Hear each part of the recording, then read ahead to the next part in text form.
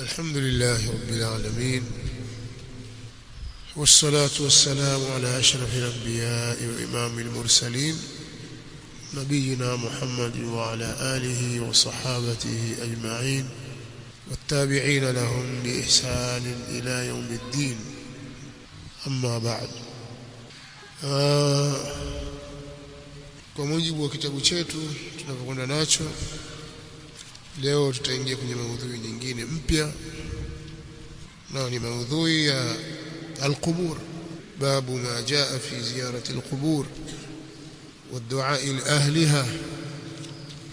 maudhui hii tumeiwekea milango kadhaa: masala ziyaratu al-qubur, النهي عن اتخاذ القبور مساجد، باب ما جاء في النهي عن البناء على القبور وتجسيسها والقعود عليها، باب النهي عن الصلاة إلى القبور، باب ما جاء في الأمر بتسوية القبر وهدم ما بني عليه، باب لا تشد الرحال إلا إلى 3 مساجد.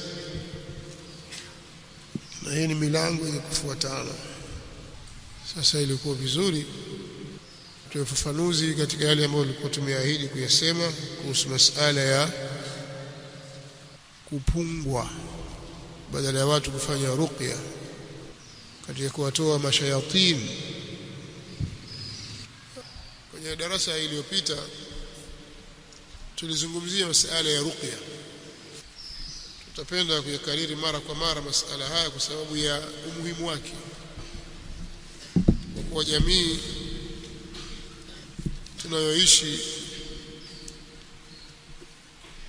Ni jamii imezungukwa na mambo mengi,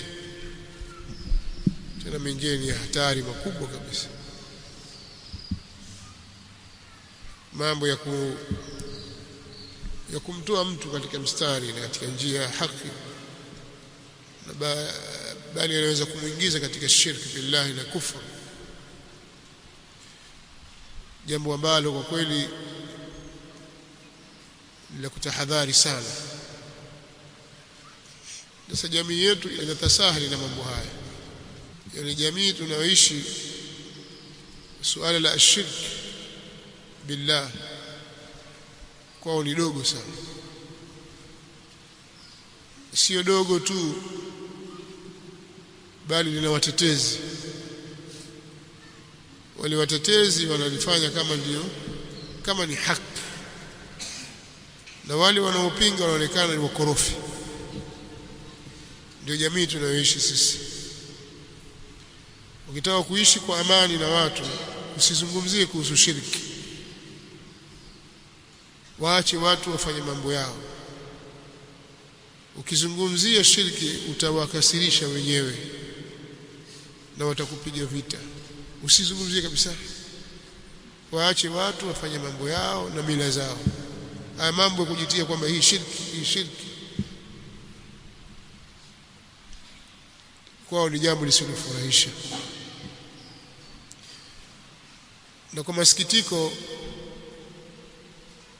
katika wanaotetea mambo haya ni baadhi ya watu wenye sura za dini, wanaonekana ni waalimu wa dini, asatidha, mashekhe, wana sura hiyo. Kwa hiyo yanapata uhalali wa watu wasiofahamu kwamba hata shekhe fulani yaona kwamba jambo hili bwana halina neno, ni hawa tu. Ukiachilia mbali wengineo katika watu wasiofahamu chochote katika dini, lakini ni jambo pia linapewa nguvu kimataifa, wakihesabu kwamba haya ni katika mambo ya kitamaduni, lakini wanafanya makusudi hivyo kwa ajili ya kupingana na Uislamu. Kwa hiyo watu kurudi kufanya mambo ya ashirki na matambiko na ngoma za kupunga na mambo kama hayo, wanahesabu ni katika tamaduni za Muafrika, kwamba watu wasiache utamaduni wao na kushikamana na tauhidi. Inaonekana kwamba ni utamaduni wa Kiarabu. Mnaacha mila zenu na tamaduni zenu na mshikana mambo ya Waarabu. Hata Waarabu walikuwa na mila zao. Sasa kwa nini mnaacha mila za mababu? Hii ndio sura inayotengenezwa katika kuyaenzi na kuyahami mambo ya kishirikina. Na hiyo ndio jamii tunayoishi nayo. Kwa kweli ni mtihani mzito sana. Madhara ya shirki ni makubwa sana. Innahu man yushrik billah faqad harrama Allahu alayhi aljanna wa ma'wahu an-nar. Allah subhanahu wa ta'ala ameweka wazi kabisa. Isa alayhi salatu wassalam, Isa ibn Maryam anawaambia watu wake, Allah anaeleza katika suratul Maida, innahu man yushrik billah, hakika mambo yalivyo, yoyote atakayemshirikisha Allah faqad harrama Allahu alayhi aljanna, Allah subhanahu wa ta'ala mtu huyo amemharamishia pepo, haingii peponi, ni haram. Wa ma'wahu an-nar. Sasa kuwa wewe wafanya amali, wakubali Uislamu, waswali, wafunga, alafu wafanya jambo la kuvunja amali zako zote, kwa sababu shirk ni mubtilu lil a'mal. Ushahidi wa hilo Allah subhanahu wa ta'ala ameeleza katika al-An'am, anasemaje? Lau kama watashirikisha, alipotaja orodha ya mitume, وتلك حجتنا آتيناها إبراهيم على قومه نرفع درجات من نشاء, akawataja mpaka kutaja amali zao na juhudi zao, lakini pamoja na yote hao, walau ashraku la habita anhum ma kanu ya'malun, walau ashraku la habita anhum ma kanu ya'malun. Ametaja habari zao zote pale, mitume yote, mitume 18 wametajwa pale. Nuh, Ibrahim na dhuria ya Ibrahim. Mitume wote waliofuatia pale chini 16 ni dhuria ya Ibrahim alayhi salatu wassalam. Lakini wanatishiwa kwamba lau kama wakifanya shirki basi amali zao zingeporomoka. Sasa wewe kujilinganisha na wao wapi kwa wapi? Lakini katika kitu kingine cha kusikitisha ni baadhi ya watu wanaozungumza kwa jina la dini wanajaribu kuwadanganya watu juu ya mafuhumu na maana sahihi ya shirki. Kwamba shirki ni nini? Kuna wanaosema kwamba bwana, shirki mpaka uwe mushrik au kitendo unachokifanya kiwe ni shirki. Kwa mfano, wewe wasujudia ng'ombe, kule kusujudu wasema sio shirki, mpaka uwe unaitakidi kwamba yule ng'ombe ana uwezo kama uwezo wa Mungu, kwamba sasa hapo ndio itakuwa shirki. Umeelewa? Kuna watu wana tafsiri ya shirki ambayo sio ya Kiislamu, ni tafsiri wameitoa ndani ya nafsi zao kwa utashi na matamanio ya nafsi zao, kwamba waweza kwenda ukasujudia nguzo maadamu huitakidi kwamba nguzo ni Mungu, basi hiyo sio shirki. Wapo kwenye mitandao wanazungumza. Kwa hiyo shirki mpaka uitakidi hicho unachokiadhimisha kwa kukisujudia au kukiomba, mpaka ukiitakidi kuwa ni Mungu, ndio itakuwa sasa umefanya shirki. Billahi alaikum, kwa hayo kutakuwa kuna mshirikina tena? Bali hata kina Abu Jahali watakuwa si washirikina tena. Kwa hiyo tunasema hivi, kwa tafsiri hiyo hata washirikina wa Makka, washirikina wako tofauti, lakini washirikina wa Makka ambao bu'itha ilayhim ar-rasul sallallahu alayhi wa alihi wasallam, wala in sa'altahum man khalaqahum la yaquluna man, la yaquluna Allah. Ukiwauliza wao nani amewaumba nyinyi, wao wanasema ni Allah, sio Allata wala al-Uzza. Wao wanasema tu hawa Allata wal Uzza hawa haulai shufa'auna 'inda Allah ma na'buduhum illa liyuqarribuna ila Allah zulfa. Basi ndio wanachokisema, lakini Allah subhanahu wa ta'ala ndio al-Khaliq kwa wao, ndio ar-Raziq ar-Razzaq kwa wao, ndio al-Muhyi al-Mumit kwa wao. Pamoja na kwamba wanakanusha al-ba'th, lakini wanaona kwamba yeye ndiye aliyewaumba na yeye ndiye mudabbiru al-umur, li rabbus samawati wal ardh. Wao wanaitakidi hivyo. Sasa kwa tafsiri hii ya kwamba ukisujudia jiwe huwezi kuwa mushriki mpaka uitakidi kwamba jiwe ni Mungu, basi hapo hata Abu Lahab atakuwa si kafiri tena, na kina Umayya bin Khalaf, na kina al-Walid bin al-Mughira. Sasa kwa nini mtume sallallahu alaihi wasallam apigana nao na wao hawaitakidi hilo? Kwa nini wamekuwa washirikina?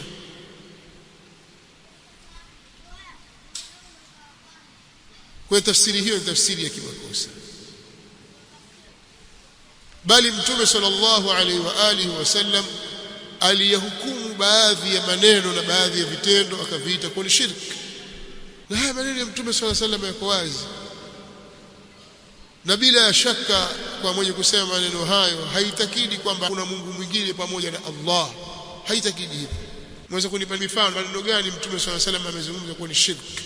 Tumesoma katika baadhi ya hadithi na katika kitabu at-Tauhid zimetajwa hadithi za mtume sallallahu alaihi wa alihi wasallam kuonyesha baadhi ya vitu mtume sallallahu alaihi wasallam anavihukumu kuwa ni shirki, kama ukisema sha Allah wa shi'ta, mtume sallallahu alaihi wasallam anasema aj'altani lillahi nidda, mnifanya mimi ni mwenza wa Allah, mfano wa Allah, kwa kusema ma sha Allah wa shi'ta. Jingine kitani man halafa bighairi llahi faqad kafara au ashrak, atakayeapa kwa jina la asiyekuwa Allah huyo atakuwa amekufuru au ameshirikisha. Ashrak, ameapa tu. Ukasema wallat wal uzza, ukaapa kwa jina la Lat na Uzza, au ukaapa kwa jina la muazzam kwako kwa shekhe fulani. Jambo jingine na katika amali aqwal, mtu akifanya anakuwa ameshirikisha. Jingine jambo gani? Man allaka tamimatan faqad ashrak, mfano hadithi kama hizo. Kwa hiyo tafsiri hiyo ya kuleta kwamba mpaka uitakidi kwamba huyo fulani ni Mungu ndio unakuwa umeshirikisha, hii si tafsiri sahihi ya Kiislamu. Umefahamu? Sasa jambo la shirki billah katika miji limepata watetezi na ni jambo baya, kwa sababu mtu akifa akiwa amefanya madhambi yote, kabairu dhunubi, kateleza, kafanya dhambi hii, kafanya dhambi hii, kafanya dhambi hii, kafanya dhambi hii, hakupata muda wa kutubu, akafa akiwa na hayo madhambi makubwa, Allah subhanahu wa ta'ala atamtazama kwa rahma zake. Akitaka atamwadhibu kwa dhambi aliyokufa nayo ambayo hakutubu, akitaka atamuadhibu. Na kuna mambo mengi yanatazamwa, mambo mengi Allah atayatazama, lakini kwa rahma yake. Akitaka atamsamehe, akitaka atamuadhibu, illa shirk. Mtu atakayekufa na hali ya kuwa ni mushrik, amewahi kumshirikisha Allah subhanahu wa ta'ala, hilo hatasamehewa. Aliposemaje Allah, inna Allah la yaghfiru an yushraka bih wa yaghfiru ma duna dhalika liman yasha. Hasamei Allah kushirikishwa. Kwa hiyo sio jambo jepesi. Kwa hiyo jamii inatakiwa ifahamishwe kwamba jambo hili bwana ni gumu sana, sio jambo dogo, jambo zito. Na kwa sababu hii mtume sallallahu alaihi wasallam alipigana vita na jamaa zake, wakapigana mapanga ili warudi katika tauhid, waje kumshirikisha Allah subhanahu wa ta'ala. Kwa hiyo kwa hili tunalizungumza kwamba hali imefikia hivi na jambo la shirki limekuwa ni jepesi, jamii haijali wala haiogopi katika kufanya mambo ya ushirikina,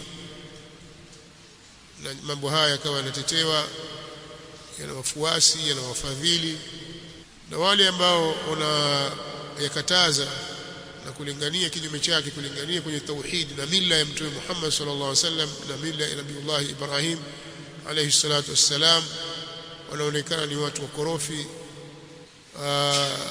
ni kikundi kidogo cha watu, kwa sababu hakika hasa mambo haya yana watu wengi, makundi makubwa ya watu. Hivyo basi kwa talibu ilmu, mtu anayesoma dini, anakaa katika madarasa ya ilmu, anatakiwa achukue azma ya kueneza ilmu kwa watu. Ukiwa na ilmu ya jambo hili, basi ifikishe katika jamii, wafikishie wale ambao wewe waweza kuwafikishia. wa ajruka inda Allah azza wa jalla, na pingine ikawa ni sababu kubwa ya kunusurika na mtihani huu. Na wala usiwakatie tamaa watu, beba ujumbe, fikisha billati hiya ahsan, kwa njia nzuri tu, kwa njia ya kuelimisha na kuwafundisha watu kwa lugha ambayo wataielewa, ili waelewe, hata kwa gharama yoyote, kwa kutumia gharama yoyote. Wewe jitahidi ufanye hivyo, lakini huku ukijua kwamba hata uzungumze kwa heshima na ustaarabu wa hali gani, bado utakuwa wewe ni mkorofi kwao na wewe unawatukana.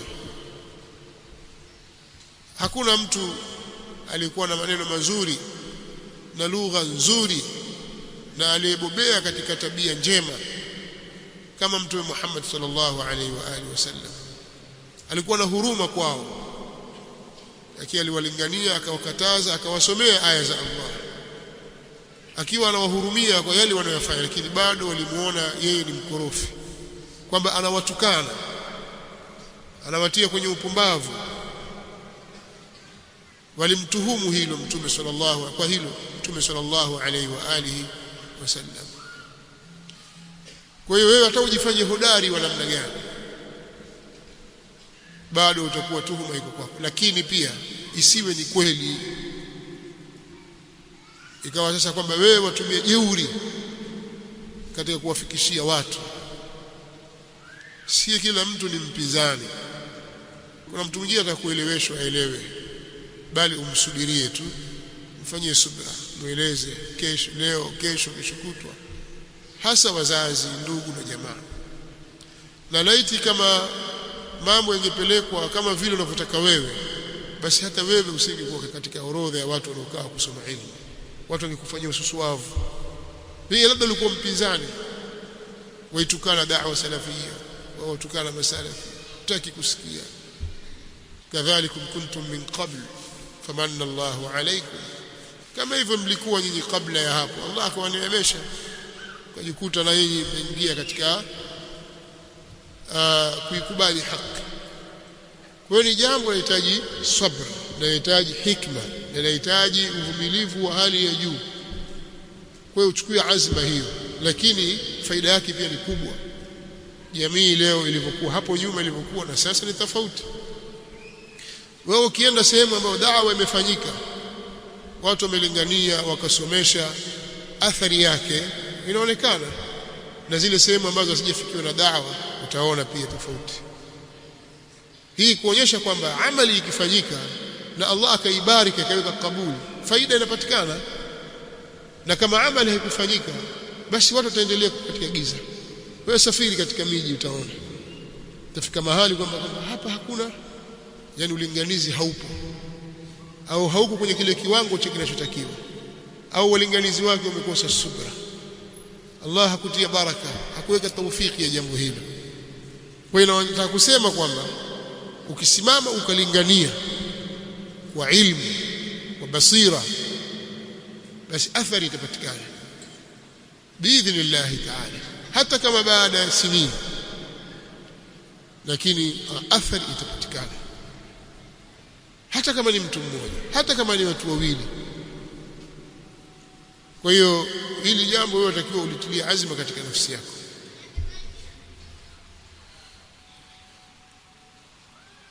Wanawazuoni wameandika, sio jambo geni. Na uzuri hapa, juzi nilizungumza nikamtaja mwana wa chuoni mmoja akiitwa Sheikh Muhiddin ibn Sheikh ibn Abdi Sheikh ibn Abdullah al-Qahtani, ambaye alifariki mwaka 1869 1869. Sheikh Muhiddin al-Qahtani ni katika wanawazuoni wa Afrika ya Mashariki wakubwa kabisa. Sheikh Abdullah Saleh al-Farisi alipokuwa akimzungumzia mwanawachuoni huyu, amemhesabu kuwa ndio mwanachuoni wa kwanza wanaojulikana katika wanaozuoni wa mashariki ya Afrika. Katika maneno aliyozungumza anasema mashaikhi wa mashariki ya Afrika wanaojulikana majina yao na habari zao ni waliokuwa katika zama za Sayyid Said mpaka sasa, na wa mwanzo wao ni Sheikh Muhyiddin. Ni wale walikuwa katika zama za Sayyid Said ibn Sultan, mtawala wa kwanza wa Kibu Saidi katika mwambao huu wa Afrika Mashariki, kutoka mwaka wa 1804 mpaka 1856. Alitawala miaka 52. Sayyid Said ibn Sultan al-Busaid alitawala miaka 52.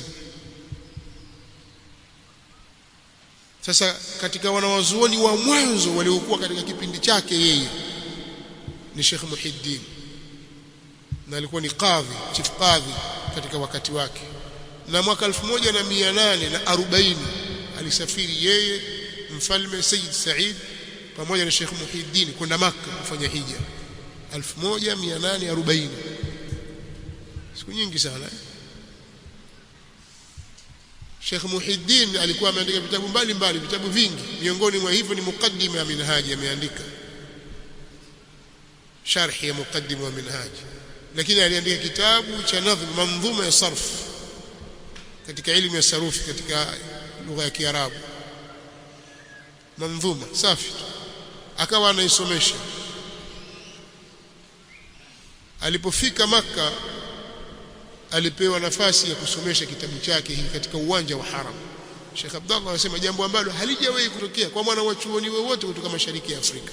Akawa anaisomesha, akasema ameandika kitabu cha sarf kama katika wizani wa kitabu cha Ibn Maliki kinachoitwa Lamiyatul Af'al, kama wizani ule. Lakini alikisomesha katika uwanja wa Haram ya Makka, jambo ambalo halijawahi kutokea kwa mwana wa chuoni wote katika wanawazuoni wa mashariki ya Afrika. Mnaelewa maana? Ni sura ya kuonyesha kwamba alikuwa ni mwana wa chuoni mkubwa sana tu. Tena semekana yeye ndiye aliyojenga ile msikiti wa Ijumaa wa Malindi. Kaujenga yeye ule msikiti pale Unguja. Sasa katika aliyoandika kuna mambo yameenea katika mwambao huu. Miongoni mwa hayo ni watu wanapopatwa na mapepo na mashetani na marohani, wengine wakaita masubiani, basi wale kwenda kupungwa. Tangu wakati huo watu wakifanya hivyo. Sheikh Muhyiddin al-Barawi al-Qahtani alipoliona hili alilikemea na akaandika mashairi maalum kwa ajili ya jambo hili.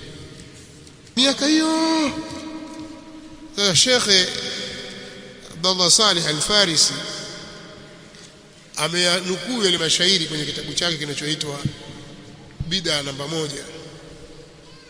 Lakini pia ukisoma kitabu cha historia cha wanawazuoni, baadhi ya wanavyuoni wa mashariki ya Afrika, ni wanazuoni wa Kishafi wa Afrika mashariki ya Afrika, alipomtaja Sheikh Muhyiddin aliyataja mashairi yake kuonyesha kwamba katika mambo alikuwa akiyapinga. Sasa usije ukaona nimesema yote haya, usije ukaona kwamba ni ukorofi umekuja jana juzi na jana, kwamba hao wanaopinga mambo haya jana tu wamekuja. Wanawazuoni wa kweli hasa huyapinga mambo haya. Hakuna mtu wa Kiislamu kisawasawa anaweza kuyakubali mambo haya, kwa sababu haya mambo ni ushirikina. Ndio shekhe pale akasema, talii katika vyuo ufunue ukisoma. Ana lugha za kizamani utaziona, lakini zinaeleweka, ni Kiswahili. Talii katika vyuo ufunue ukisoma, unionye wapungwao, majini wacheza ngoma, ila ni huwa waambwao urongo unaosemwa usombele wala nyuma, uongo wa maayari. Maayari, ayari ni mtu muongo, jitu uongo, zandik, itu ayari. Kwenye uongo wa maayari, ndio maana akasema usombele wala nyuma, uongo wa maayari. Kisha akasema bure mnawapa mali, hao hawana uganga, wapitisha za ofeli wali wanaowapunga, akanushao si kweli, amedumu na ujinga. Anasema kwamba sio kweli, huyu amedumu na ujinga. Kwanza wapunga kitanga na wapunga kitimiri. Kuna wapunga kitanga na wapunga kitimiri, yani hizi ni aina za ngoma za shetani, majina ya mashetani, mapepo yani. Kuna wanaopunga kitanga na kuna wapunga kitimiri. Kisha anasema yakini maneno yangu kwa hivi nikuelezavyo, kwani kweli ni uchungu, watu ndivyo wanenavyo. Kuwa radhi ndugu yangu ikiwa wanena sivyo, naambie ndivyo yalivyo, ila kweli huwa kasiri. Maneno ya kweli huwa yanawavunja watu, yakawatia hasira pia. Asema hali ya hawa waganga jamii ya mabaramaki. Mjui baramaki? Pia mjui? Huyu bwana baramaki kweli kweli ameleta ubaramaki wake hapa. Ni Kiswahili kipo mpaka sasa tumika. Hali ya hawa waganga jamii mabaramaki, makoikoi na pangwa, wajiwapo sisadiki, madungumaro na ringwa, ndio hasa mazandiki, ambao ni wanafiki kwanza wapunga matari. Kwanza pia kuna aina ya ngoma za kupunga, zile kupunga matari inaitwa. Sawa? Dalili tawaambia kama mtakaambiwa, wakiwapo ugangani ile siku wanaojiwa, huzidi ufirauni na kuzidisha kuzua, kidhabu, pepo warewa na pepo wa madogori. Kiswahili hicho. Kisha akakitimisha akasema, radhi mkitaka yangu viumbe mumpulikao, wazuieni kwa pingu jamii wapungwa hao. Mwenye kuamini Mungu huepuka watu hao, na wale wakanushao si Islamu kafiri. Namsikia Sheikh Muhiddin asema, radhi mkitaka yangu, mkitaka radhi zangu mimi, viumbe mpulikao, wale viumbe mnaosikiliza nyinyi, mkitaka radhi zangu, wazuieni kwa pingu, wafungeni hao watu, watieni pingu jamii wapungwao. Hawa jamii ya watu wanaopungwa hao, nyinyi wazuieni, wasiende kwenye uganga kupungwa. Mwenye kuamini Mungu huepuka watu hao. Mtu mwenye imani kweli ya Allah hawezi kuwa pamoja na watu hao, na wale wakanushao sio kweli, yafai. Asema si Islamu kafiri. Ukirejea utakuta maneno ya Sheikh Muhiddin Al-Barawi Al-Qahtani, katika wanazuoni wa mwanzo kabisa wa zamani waliofahamika katika mwambao wa Afrika Mashariki. Yani hao wametangulia kabla ya kina Said Ahmad bin Sumait. Pamoja hutajwa Ibn Sumait mkubwa baba, kwa ni mwana wa chuoni zaidi kuliko wote waliopita katika mwambao wa Mashariki ya Afrika, lakini huyu ndio alitangulia na habari zake ni kubwa zaidi.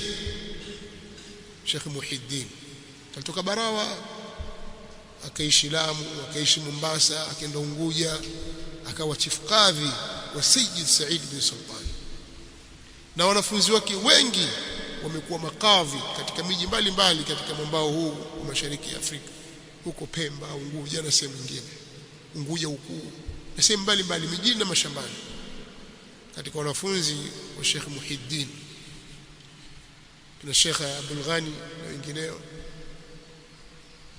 Sawa? Alifariki tarehe 2 Disemba mwaka 1869.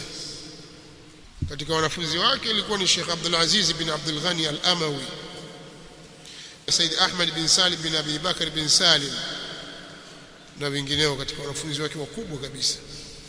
Umeelewa? Kwa hiyo nimeeleza haya kwa maana wakati mwingine watu wakisema wajua mambo haya zamani yalikuwepo, mashekhi waliyaona, mbona alikuwa hayasemwi? mbona yalikuwa hayapingwi? Mambo yana neno haya katika tamaduni zetu yamepingwa, lakini watu hawasikii, hawataki kuelewa, na wanakuja na maneno kwamba sisi tuna mila zetu, sisi wa Afrika mabantu tuna mila zetu sisi, hatuwezi kuziacha. Mabantu unaleta ubantu kwenye dini, ajabu kabisa. Kwa katika dini ya Allah subhanahu wa ta'ala hakutakiwi kuingiza mambo haya Lakini suala la kujiuliza katika hili jambo la ruqya, baada ya haya yote tuliyotaja, ile ruqya shar'iyya alhamdulillah ni kitu kinachokubalika, na watu waitumie fursa hiyo katika kuipitisha tauhid na kuwalingania wale waliokuwa wamesibiwa na maradhi, kwa sababu katika vitu vinavyopelekea pia watu kusibiwa na maradhi ni ile imani potofu walionayo na hofu waliokuwa nao katika ya kuogopa mashayatin. Sio, lakini pia kuna mambo mengi mengine, watu kuwa mbali na dini ya Allah subhanahu wa ta'ala, mambo ya muziki na mengineyo ni katika sababu zinazoathiri watu katika kupatwa na shayatin, kadhalika kupatwa na sihr, mughafala, wasiwasi wa nafsi. Kwa hiyo mtu anayefanya ruqya anatakiwa aitumie fursa hii kulingania pia, kwanza kumweka sawa mgonjwa kiimani, lakini pia je, yafaa kuifanya ndio kazi? Wewe bwana kazi yako labda ni kazi mtu wa ruqya ndio kazi yako, kafungua kilinge kabisa kwamba mimi kazi yangu ruqya, ruqya yangu naifanya 200,000 kwa kila kisomo kimoja, au kila kisomo 50,000, ukaweka na ujira juu yake, ikawa ni kazi. Kuchukua ujira sawa, lakini kuifanya kuwa ni kazi, nini hukumu yake? Mimi nishazungumza hapa mara nyingi hili jambo, na nakumbuka na nikizungumza kwa kutaja kauli za wanawazuoni kwa jambo hili, kina Sheikh Rabi' bin Hadi al-Madkhali na wengineo katika wanawazuoni, nishanukuu kauli zao hapa. Yafai haifai. Sheikh Rabi' ana risala maalum kukemea jambo hilo. Kwa hiyo mtu kuifanya kwamba ndio kazi yangu, kazi yako nini? Kazi yangu ruqya, si sawa. Lakini akitokea mtu na wewe waweza kumfanyia ruqya, na huyu ni musab, mfanyie lillahi rabbil alamin, lillahi rabbil alamin. Ukitaka ajr la ba'sa bidhalik, albabu maftuh, lakini usifanye kuwa ndio kazi yako. Labda pengine unaweza kuifanya kazi ni kuuza dawa, kama wewe ni tabibu na una uwezo wa kutibu dawa zinazokubalika Kiislamu, usiwe dawa za haramu, kwamba hii dawa hii ya kufungua tumbo, ya kusafisha, dawa hii ni ya pumu, dawa hii ni ya kadha, na wewe wajua kweli dawa, si vibaya, umefahamu? Lakini tunazungumza ruqya kisomo. Sasa usifanye kama ndio kazi yangu hii ya kukuingizia pesa ikawa ndio ujira uchukulia hapo. Tumeelewana? Na kiswali limeulizwa kwamba swali kwamba tumeona kuchukua ujira yafaa kwa ajili ya ruqya, lakini kuifanya ndio kazi. Muulizaji anasema ndio nisome swali lake msikini. Katika kujuzu kuchukua ujira kwa ajili ya ruqya, je, inafaa kufanya jambo la ruqya kuwa ni kazi ya kuingiza kipato?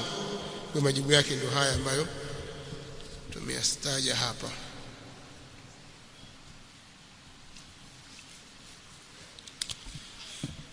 Tayib, kuna wengine wayafanyia ruqya maji, yatiwa kwenye pipa, yasomewa yatiwa kwenye pipa. Vipi hiyo?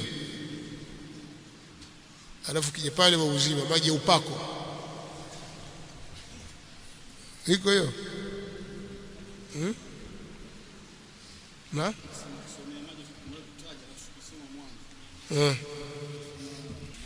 amesemaje Sheikh bin Uthaymeen? Yasomea maji ukavivia ndani yake ukampa mtu almusab, wakawa wamejuzisha. Lakini Sheikh Rabi ana maneno tofauti na haya.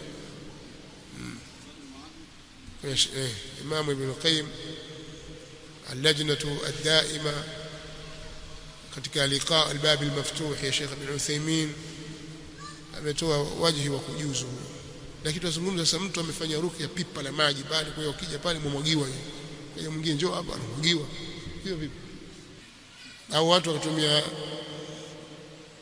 bluetooth mathalan, yasomewa badala ya kusoma. Sababu ni yeye atakiwa asome, sio bluetooth. Na kama utasoma au kusikiliza Qur'an la basi, kwa bluetooth au kwa njia nyingine yote kusikiliza Qur'an alhamdulillah. Lakini usije ukafungulia Qur'an kwenye nyumba kwenye ndoa zako, hakuna kusikiliza, haina faida yoyote pale, haiwezi kusaidia chochote, lazima isikilizwe au uisome. Kwa hiyo katika njia za kuhami nyumba na mashayatini na wachawi ni kuisoma Qur'ani ndani ya nyumba hiyo, hasa suratul Baqara, au kuisikiliza, wakawe waisikilize, sio wafanya mambo yako kusikiliza Qur'an, uisikilize Qur'an. Sawa naelewa ninachokisema? Kusikiliza Qur'an ni khairi kubwa, kuisoma Qur'an ni khairi kubwa, na nyumba zetu zinahitaji hilo. Kina mama majumbani watakiwa wasome sana Qur'an, kwa sababu wao wako katika majumba huko, na wakiifungulia Qur'an basi waisikilize. Alhamdulillah. Naam, itatosha ya tuliyosema. Kwa hiyo mmeshamfahamu, mmemjua Sheikh Muhyiddin amefariki mwaka gani? 1869. 1869. Ana vitabu vingi alivyovitunga, lakini havikudhibitiwa, vingine vimepotea. Lakini beti zake nadhani ziko za sarf, pia hata mukaddima wake katika sharhi ya Minhaji au katika Minhaji pia zipo, na mashairi aliyoyaandika kama alivyotunakilia Sheikh Abdullah Salih Al-Farisi pia ndo hayo yapo sasa. Na natasawar kwamba mathalan Sheikh Abdullah rahimahullahu ta'ala asingeandika historia ya wanawazuoni wa mashariki ya Afrika, sijui ingekuwaje, maana historia ingepotea sehemu kubwa sana. Pia katika kitabu cha Sheikh Muhyiddin alichokiandika, nakumbuka ninacho kitabu chaitwa Salwa fi akhbari Kilwa. Salwa, kitu kama hicho, amezungumza historia kuhusu Kilwa, Sheikh Muhyiddin Al-Barawi. Huyo asili yake amezaliwa Barawa iko Somalia. Barawa iko Somalia. Ama mashekhe wengine katika wanafunzi wake, kwa sababu kuna mmoja katika wanafunzi wake wakubwa ni nimemsahau jina lake, lakini Mwindi Mkoja, Msunni kutoka sehemu za Sarat huko India, katika wanafunzi wake wakubwa katika madhhabi ya Sunni Kihanafi. Na wengine ni kutoka Ngazija, kutoka visiwa vya Komoro, katika wanafunzi wake. Ama katika wanafunzi ulipoulizwa kwamba je, kuna wanafunzi wote wa Kibantu katika mashekhe wengi wanaotajwa wakati wa Sayyid Said na Sayyid Majid na Sayyid Barghash ibn Sayyid Said bin Sultan, kadhalika katika Sayyid Khalifa wakati wake na wengineo, mashekhe wengi wanaotajwa hawana asili ya Kibantu, wengi wana asili ya Kiarabu na mfano wa hivyo. Kama watatajwa basi ni wachache sana. Ziko sababu haina haja kuzieleza, sawa, lakini tujalie kwamba walikuwa mashekhe wamefundisha watu dini, alhamdulillah. Sheikh Hassan bin Amir Al-Shirazi alifariki 1979, amezaliwa 1880, amefariki akiwa na miaka 99. Yeye alikuwa muhadimu, kwa maana alikuwa ni mtu wa sehemu za Makunduchi huko. Shirazi, lakini watu wana asili huko Makunduchi. Katika wanafunzi wa Said Ahmad ibn Sumayt, amefariki kwa miaka 99, sio? Kutoka 1880 mpaka mwaka 1979 Sheikh Hassan bin Amir. Mwanzoni miaka 40 alihamia Dar es Salaam, akasomesha, akasafiri mpaka Kongo huko, mpaka Burundi, akifanya da'wa mpaka Kigoma na sehemu nyingine, mpaka mwaka 68 alipoondolewa Tanzania hapa akarudishwa Unguja na Mwalimu Julius Nyerere 68. sawa. سبحانك اللهم وبحمدك لا إله إلا أنت استغفرك وأتوب إليك.